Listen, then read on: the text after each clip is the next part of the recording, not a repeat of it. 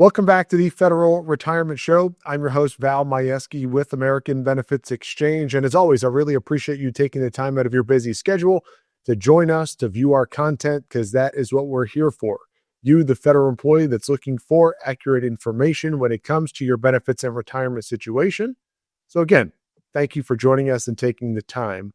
Before we get started, if you like what you hear, we have a ton of other episodes available for you. They're on all different formats, but make sure that you like, subscribe, get notified when a new episode is out, and do me a favor, share with your colleagues. Do not keep us a secret. If they need to know this information, which I know they do, pass it along.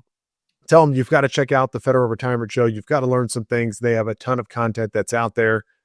Get in touch with them. Reach out to them if you have additional questions. I really appreciate that. Thank you in advance. So today's conversation that we're going to have stems from a conversation I had recently with a federal employee, and it was talking about retirement income. Retirement income. We've done a couple other episodes on retirement income, but this one was a little unique, was different in the way that this person wanted it structured, and the way that we ended up going forward with it or proposing how to do it is different than what we would normally talk about. So let me set the stage here a little bit. Federal employees, when you retire, you want to make sure that you are going to have enough income to live on. And you want to make sure that that is coming in a guaranteed lifetime income stream. And there are several income streams that were designed for you, the federal employee, to live on when it's all said and done. The first is your pension. You work a certain period of time, you make a certain amount of money. There's a calculation set forth that determines what your pension is going to be. We have other episodes on the FERS system. If you're CSRS, we have episodes on the CSRS system on how to calculate that. So I'm not going to go over it here in finer detail. But the first one is your pension. This is a lifetime income stream. It's not something you're going to outlive. They're not going to run out of money. You're going to get that for the rest of your life. Okay. The second one is Social Security. Now, as a FERS employee, you pay into Social Security, and this is the second of three main income sources that you have in retirement.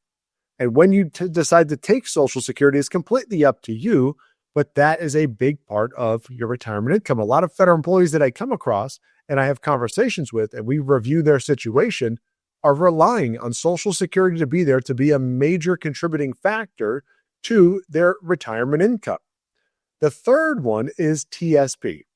Now, back up a second. The old system, CSRS, relied heavily on one check, pension check. They did not put into Social Security. And when CSRS was started, TSP did not exist. So they were relying heavily on one check.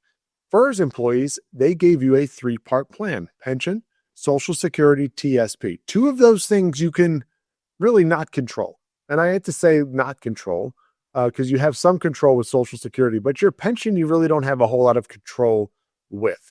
You work a certain period of time, you make a certain amount of money, they calculate what your pension is going to be, and that's it, right? It's given to you. You can't affect it other than trying to work longer, try to make more money. Social Security, similar. There's an automatic deduction from your check, 6.2%.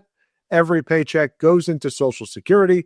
In the end, based upon your earnings, career, and the age at which you take Social Security, they're going to determine this is the payment that you're going to get every month. Okay. The only thing you can really do to affect Social Security is to try to make more money. Perhaps you cap it out and delay more time before you take it, because the longer you delay, the greater your Social Security benefit is going to be. But you do not have an account there. You do not have an account like your TSP where it's just accumulating over time and you've got this big lump sum of money at TSP. Same with the pension system. You have your deposits, but it's not like it's growing with interest and you have access to a lump sum option or the lifetime income. With both pension and Social Security, it's really just a lifetime income that you're going to get. So the third piece of the puzzle is TSP, and you can do a lot to affect this. You determine how much comes out of your paycheck and how much goes into TSP up to the maximums that they allow. You get the matching money. You determine also on how you want to invest those TSP funds, and you can do better or worse, whatever, depending upon the investment choices that you choose. But in the end, when it comes to income, if you need your TSP for income, You determine this. You have control over this. And this is where our conversation is going to go today. So let me go back. The federal employee that we were talking to, we're going over their benefits and retirement situation. And we really use this as a rule. It's kind of an 80% rule, but it's more of a guideline. If you're a federal employee, your retirement income should be approximately, if you want to live comfortably. And what do I mean by living comfortably? You want to ensure that you have a lifetime income stream, adding up from those three things, pension, Social Security, and TSP, and maybe even whatever else you've saved up, is going to be at least, that lifetime income is going to be at least 80% of what you were making before you retired. Now, why is that? That's generally a guideline because you're going to have less deductions coming out in retirement. So 80% should mimic or should be close to your take-home pay while you were working. And we do this because you want to have enough money guaranteed for the rest of your life. You cannot outlive it to at least pay your bills, live comfortably, have everything taken care of. And anything you have left over in the end, that can be your fun money, your play money, your travel money, your let it sit and grow money, your pass on to your relatives money, whatever it is. Okay. But you want to, again, ensure that you have enough lifetime income to live on. All of your living expenses, plus a little bit, are taken care of with a lifetime income stream, money you cannot outlive. Now, good news is you get cost of living adjustments in your pension. You get cost of living adjustments in your Social Security. So those incomes will increase over time. That is great news. TSP income may or may not, depending on the elections you choose, but you have the ability to set it up for it to increase, to stay level, what have you. So we talked about this 80% rule. At least some people want to get to 100% of their pre-retirement income, totally up to them.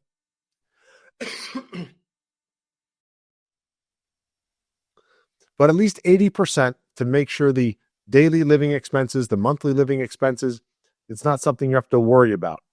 Most people, when they retire, they don't want to have to grab another job. They don't want to have to work in retirement while they're collecting a paycheck, their pension, while they're collecting Social Security, because they just want to retire and retire. That's at least what I see when I talk to federal employees. They want to retire and now do something that they've been wanting to do for years, whether it's travel the world, play golf, sit and relax, go visit family, grandkids, whatever. They need money to do that. And you don't want to be gambling with it, meaning I hope this money lasts me for the rest of my life. And that's what a lot of folks do with TSP that I've seen. They think TSP is going to continue to grow because once you retire, you no longer contribute to that account. You no longer get the matching money. It's just at the mercy. Your balance is at the mercy of the market going up and down, depending upon the investment choices that you make. And if you're pulling money out for an income stream, there's no guarantee that that's going to last forever. So again, talking to this federal employee, going over their current income, they're going to retire relatively soon. What does their income look like in retirement? Is it getting them to where they want to be? And how can we make sure, even with cost of living adjustments and things like that, that we're going to keep up with inflation and maybe provide them more income down the road? So in this example, this person had a very good amount of money in TSP, but I'm just going to keep it simple here. And let's say they had $500,000 in their TSP, $500,000.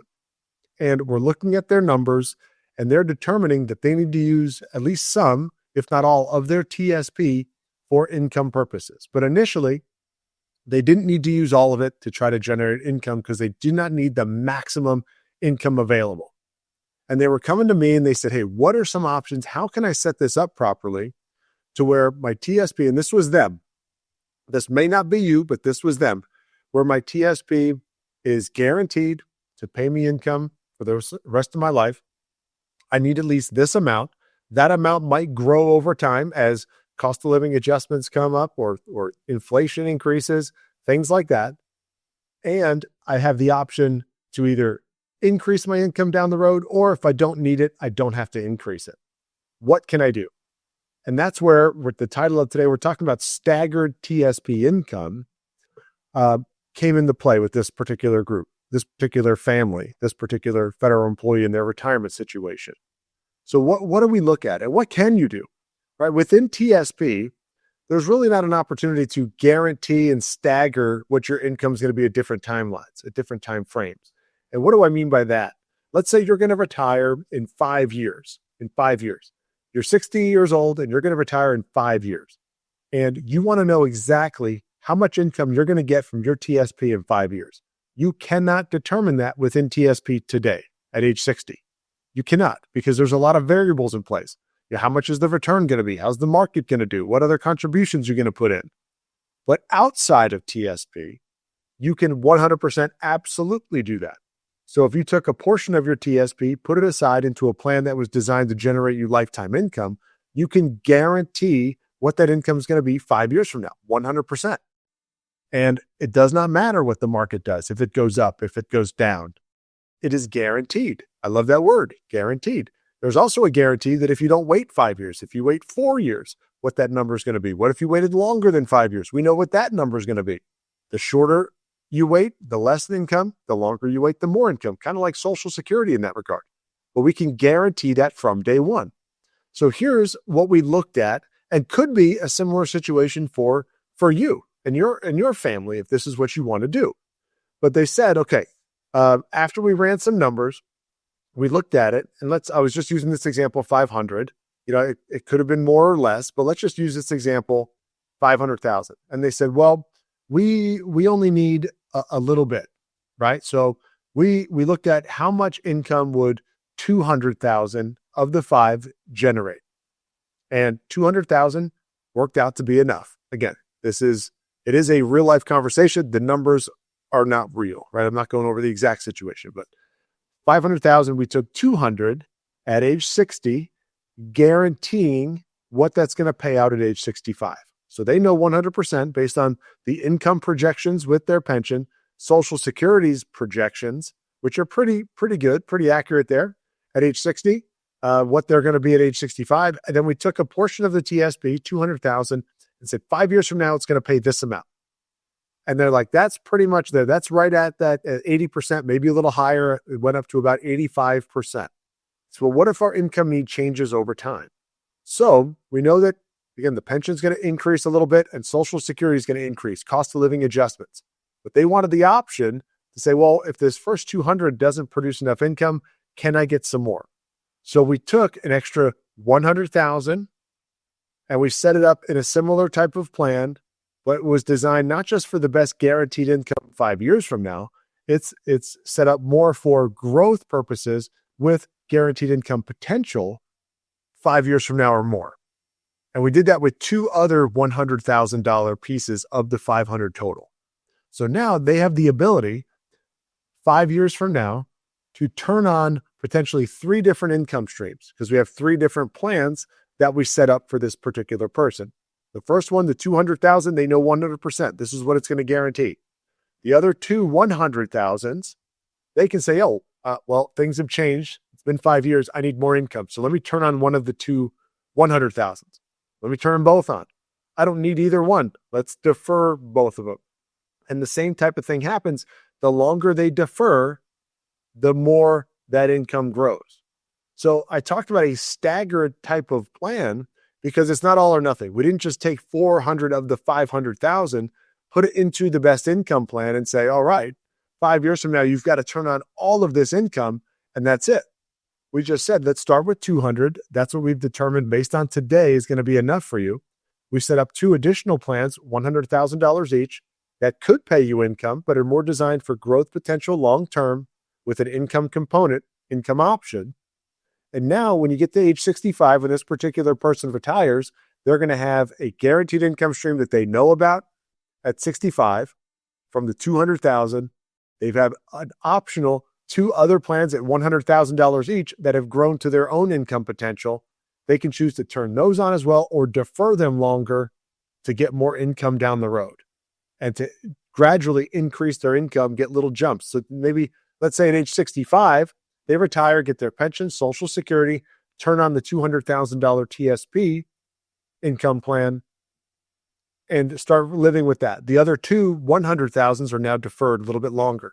And let's say 2 years down the road, they're like, we can use a little bit more guaranteed income. Things have changed. I'm going to turn on one of the other $100,000 plans. and it will provide an extra guaranteed lifetime income plan. Again, that $100,000 is not going to run out. As far as producing income, it's going to be guaranteed for the rest of their life. And the remaining $100,000 can continue to grow. And let's say at age 70, they say, I need a little bit more. Okay. And they decide to turn on the third one to get now a bigger guaranteed lifetime income. And there's extra money that was left over that maybe we didn't touch and turn into income. That can then be converted. I mean, there's so many ways to stagger this and set yourself up for increasing income down the road, making sure you're set up properly when you do retire on a guaranteed basis with the option of increasing your income, and could increase it drastically depending on the amount of money over time. So there's a lot of ways you can get set up.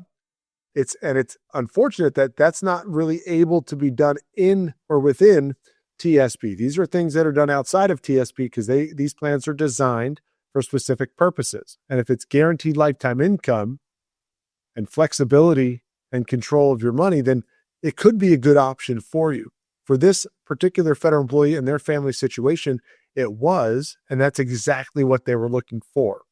So we're able to not just take a lump sum of their TSP and cash it in and get the lifetime income from it, because they didn't need all of it right away. We were able to set it up best for them and prepare them for the potential of down the road getting more income if needed. And if they didn't, great. Their money was just going to sit and grow. And when they do need the income, they can turn it on whenever they choose. But gave them flexibility, ownership, control of their TSP with the ability to stagger the income if needed so they can grow it over time and have it increase over time if needed.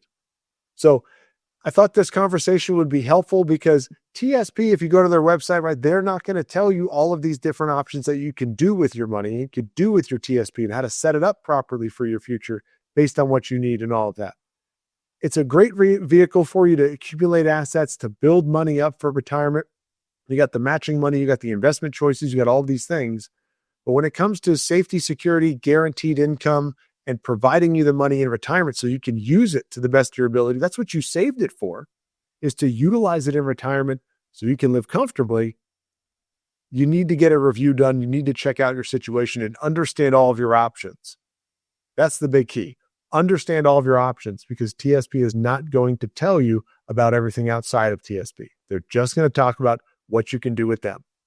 Not knocking them entirely, but that limits your options. So if this resonates with you, if this situation is similar to something or conversations that you've been having within your family, with your spouse, about your retirement, how you need to set yourself up to ensure that you've got enough guaranteed lifetime income to live on and live comfortably in retirement, let's set up time to talk. Go to our website, federalretirementshow.com, fill out the form. One of our experts, if it's not me personally, will be reaching out to schedule a complete benefits and retirement review, and we can touch on TSP and setting up your lifetime TSP income. Again, my name is Val Majewski with American Benefits Exchange. You've been watching the Federal Retirement Show. Be sure to go back and check out our other content, as I mentioned earlier, and I look forward to seeing you on a future episode. All right.